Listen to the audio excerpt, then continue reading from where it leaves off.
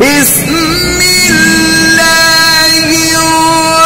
الرحمن الرحيم قل يا أيها الكافرون لا أعبد ما تعبدون ولا أنتم عابدون ما أعبد ولا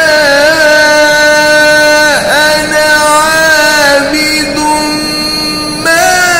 عبدتم ولا أنتم عابدون